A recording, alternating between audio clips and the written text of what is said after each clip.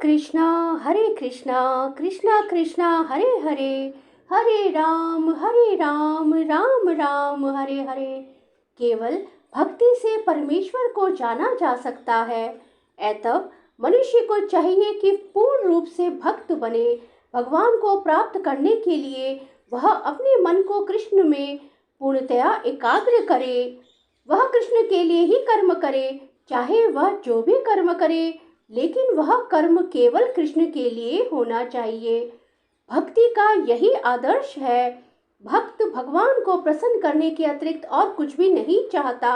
उसके जीवन का उद्देश्य कृष्ण को प्रसन्न करना होता है और कृष्ण की तुष्टि के लिए वह सब कुछ उत्सव कर सकता है, जिस प्रकार अर्जुन ने कुरुक्षेत्र के युद्ध में किया था। यह विधि अत्यंत सरल है। मनुष्य अपने कार्य में लगा रहकर हरे कृष्ण महामंत्र का कीर्तन कर सकता है। ऐसे दिव्य कीर्तन से भक्त भगवान के प्रति आकृष्ट हो जाता है। यहाँ पर भगवान वचन देते हैं कि वे ऐसे शुद्ध भक्त का तुरंत ही भवसागर से उद्धार कर देंगे। जो योगाभ्यास में बड़े चढ़े हैं, वे योग द्वारा अपनी आत्मा की इच्छा अनुसार किसी भी लोक में ले जा सकते हैं और अन्य लोग इस अवसर को भिन्न प्रकार से उपयोग में लाते हैं।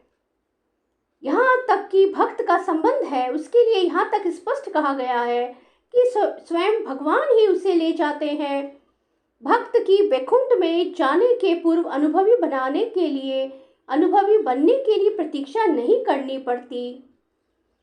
वैकुंठ लोक में आत्मा को ले जाने के लिए भक्त को अष्टांग योग साधने की आवश्यकता नहीं है। बालक अपने माता पिता द्वारा अपने आप रक्षित होता रहता है, जिससे उसकी स्थिति सुरक्षित रहती है। इसी प्रकार भक्त को योगाभ्यास द्वारा अन्य लोकों में जाने के लिए प्रयत्न करने की आवश्यकता नहीं होती।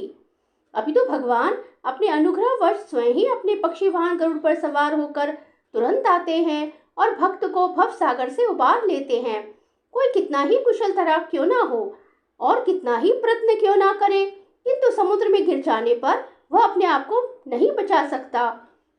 किंतु यदि कोई आकर उसे जल से बाहर निकाल ले तो वह आसानी से बच सकता है, आसानी से बच जाता है। इसी प्रकार भगवान भक्त को इस भव सागर से निकाल ही लेते हैं।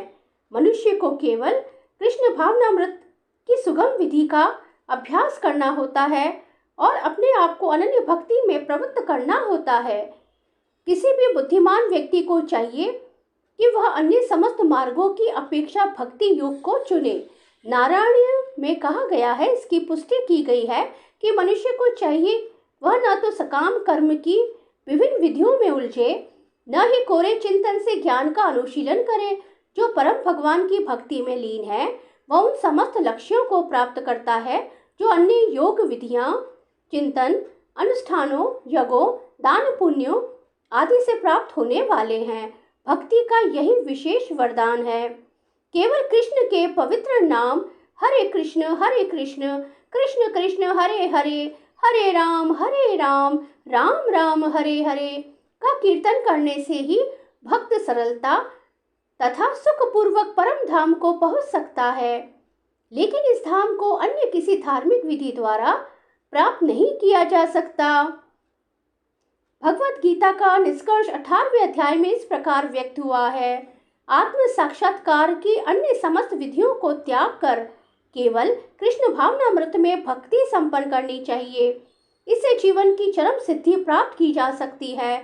मनुष्य को अपने गत जीवन के पाप कर्मों पर विचार करने की आवश्यकता नहीं रह जाती, क्योंकि उसका उत्तरदायित्व भगवान अपने ऊपर ले लेते हैं। अतः मनुष्य को व्यर्थी आध्यात्मिक अनुभूति में अपने उद्धार का प्रयत्न नहीं करना चाहिए। प्रत्येक व्यक्ति को चाहिए कि वह परम शक्तिमान ईश्वर कृष्ण की शरण ग्रहण करे। यही जीवन की सर्वोच्च सिद्धि है।